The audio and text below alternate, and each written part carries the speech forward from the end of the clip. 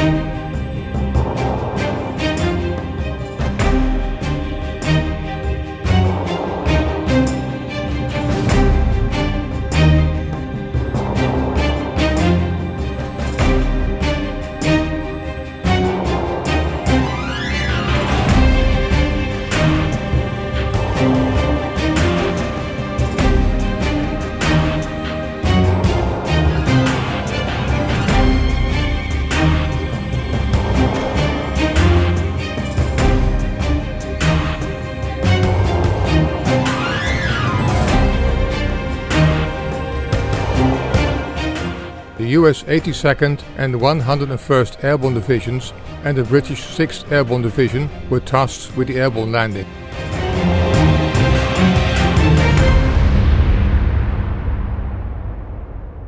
These landings consisted of parachute droppings, as well as the use of glider planes for large-scale troop transports.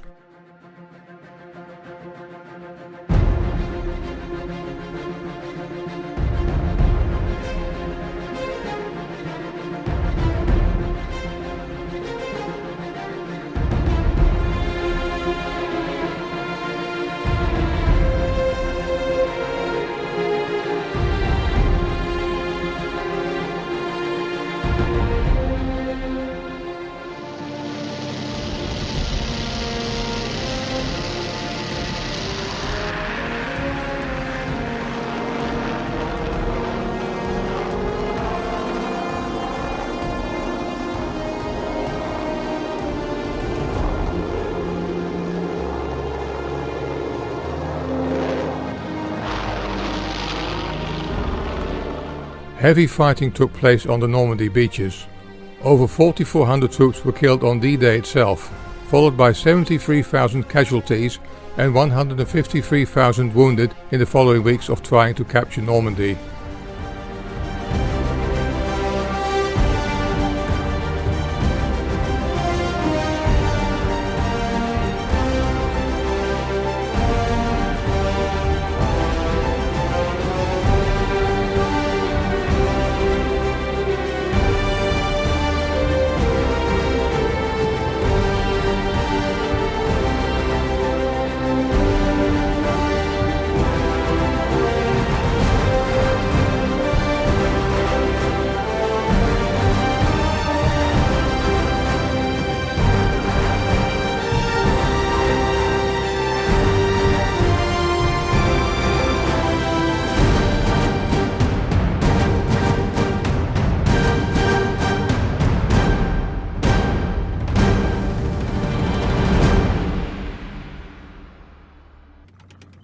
It took until the 25th of August to liberate France with the capture and surrender of Paris.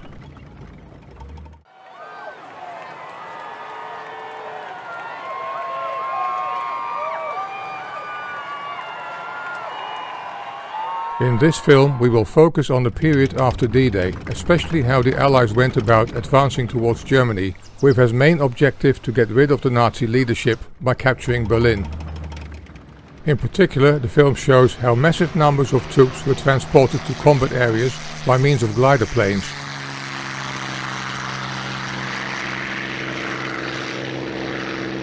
One of the main obstacles en route to Berlin was the Siegfried Line, a difficult to capture German defense line that roughly followed the eastern borders of northern France, Luxembourg and the Netherlands.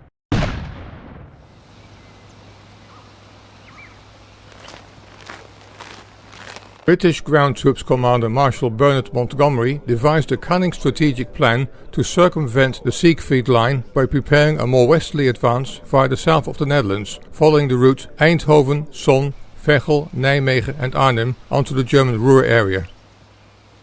His plan had two components: Operation Market, using airborne landings, and Operation Garden, consisting of the use of ground troops. Operation Market Garden started on September the 17th, 1944 during daytime, mainly because from September the 16th to 17th there was no moonlight. The aim was to advance from Belgium to the IJsselmeer with a combination of an airborne operation and a ground offensive, deploying 150,000 men. This maneuver was intended to isolate the German troops in the western Netherlands and to open the way to Germany's industrial heart, the Ruhr area. Market was the largest airborne operation ever. The numbers of airborne troops, paratroopers and aircraft were enormous. Many sources contradict each other about the exact numbers, but a common denominator can be given.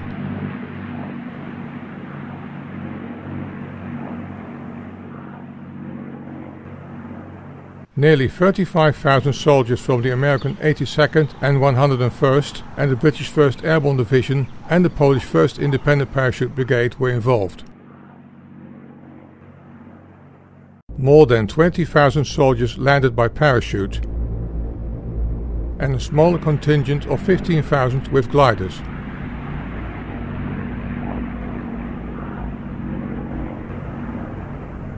These gliders also transported more than 1,700 vehicles and about 300 pieces of artillery, as well as an additional 3,000 tons of ammunition and other supporting resources.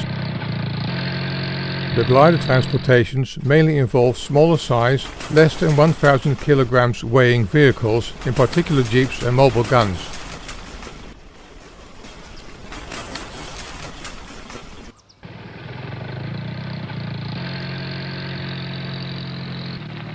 An enormous air fleet was needed to bring all battalions of air mobile infantry and their equipment to the Netherlands. Under the name 1st Airborne Army, the air troops would board no fewer than 1,750 tow planes and 3,100 gliders. It is ironic that the Operation Market Garden has the abbreviation OMG, because oh my god, what a huge operation it was, but also oh my god, what a huge failure it turned out to be.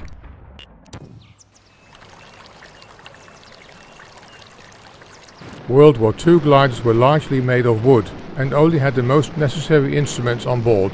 They were primarily intended for one-time only use, because the landings were often rough and these aircraft could not take off to return to base. Almost all gliders were lost during operations. Due to the rugged construction, military material often survived rough landings. Now let's take a closer look at the types of tow aircraft and gliders that were deployed. The British used 916 Airspeed Horsa glider aircraft manufactured in Britain. They were capable of transporting up to 28 soldiers, including 2 pilots. The Horsa had an average tow speed of 160 km per hour and a maximum of 240. In total, about 3,800 Horsas were built. A second British type of glider was the much larger General Aircraft Limited Hamilcar types GAL-49 and GAL-50 that could transport more than double the weight of the Horsa. The third type of glider deployed during Operation Market Garden was the American Waco CG-4A, also deployed by the British under the name Hadrian. It was much smaller than the Horsa and could only transport 13 soldiers and 2 pilots.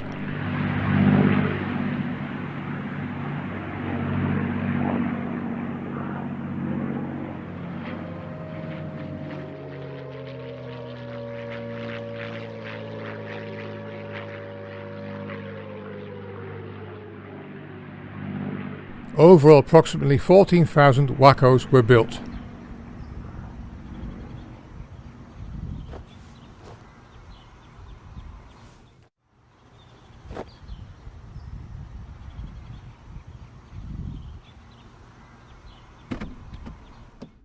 The glider instruments were crude, only consisting of an airspeed indicator, tow line indicator, altimeter and an artificial horizon.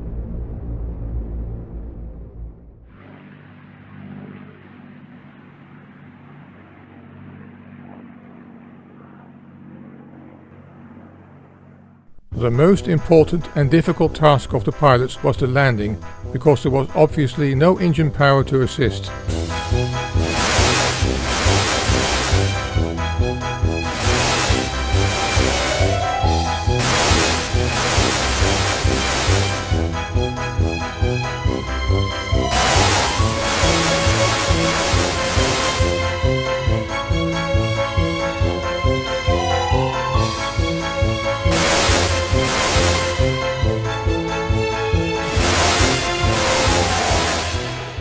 Wrong interpretation made the difference between life and death. A tow rope and an intercom connected the glider with the tug. Timing was crucial. Many accidents happened due to premature or too late release of the tow cable.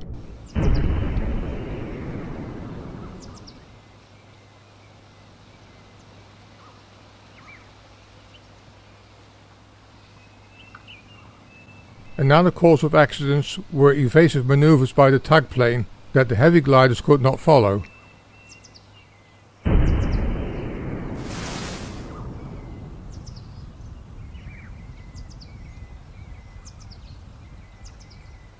The gliders were considered to be flying death traps and were nicknamed the flying coffins. Plenty of gliders were damaged during training exercises, as well as crashed on landing during combat circumstances.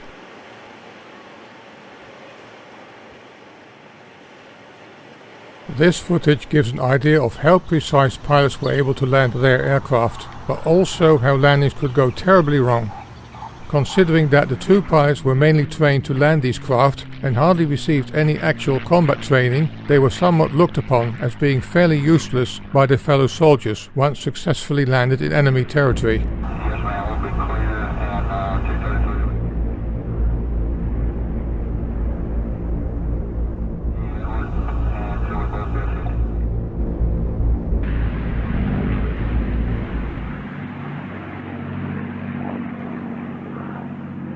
It should be noted that the use of gliders had advantages over deploying paratroopers, because they could bring troops with far more precision to the combat areas, compared to paratroopers being scattered over wide areas after landing.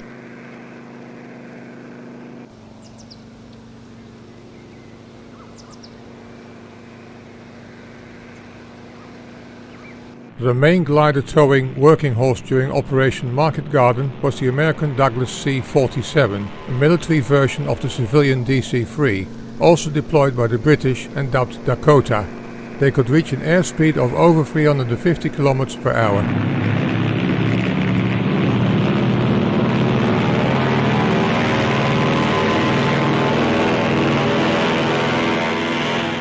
A CG-4 Waco glider. Other tow aircraft were the CG-5, the B-38,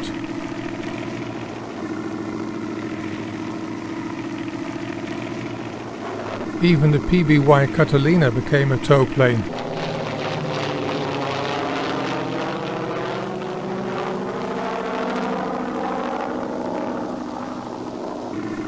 The PBY takes off before the glider.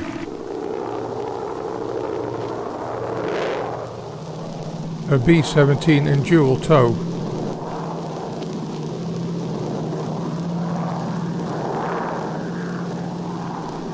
A triple tow by a C-54.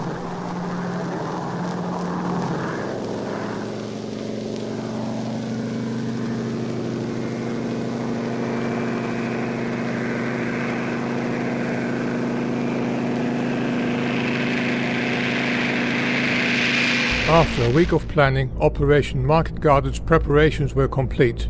Very short, considering that the landings in Normandy and Sicily required months of planning.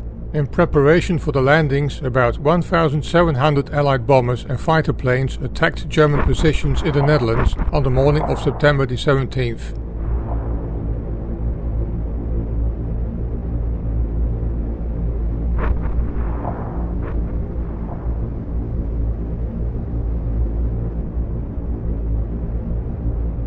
At 9:45 a.m., The first of more than 2,000 aircraft and gliders would take off from 25 airfields in England, carrying 20,000 troops, more than 500 vehicles, more than 300 guns and almost 600 tons of ammunition to bring to the Netherlands.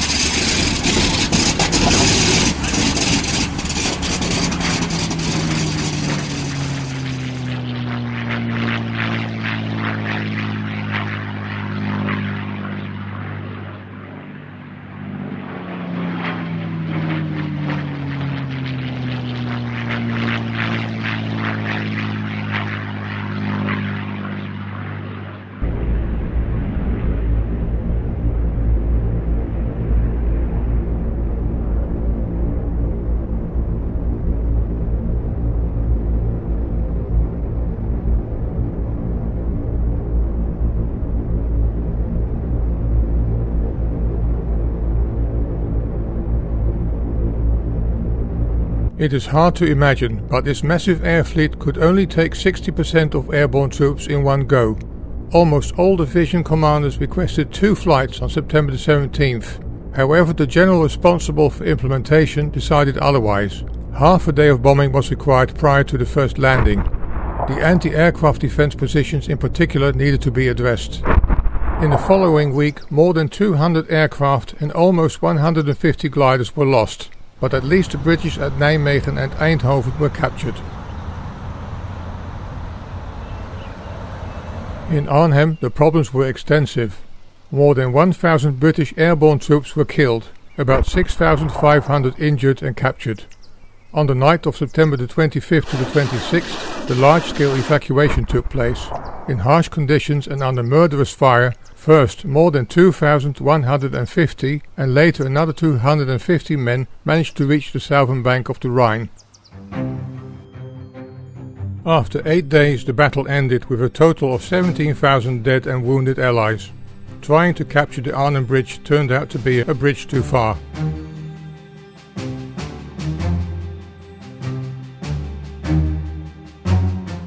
Sometimes attempts were made to recover gliders.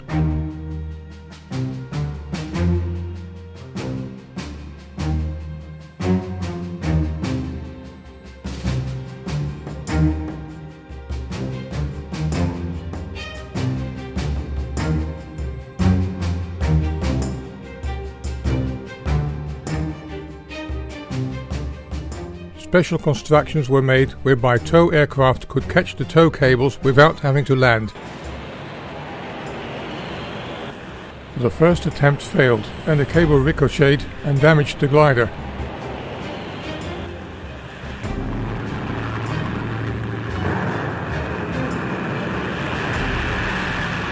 A second attempt was successful, demonstrating the possibility to retrieve a glider from its small takeoff strip.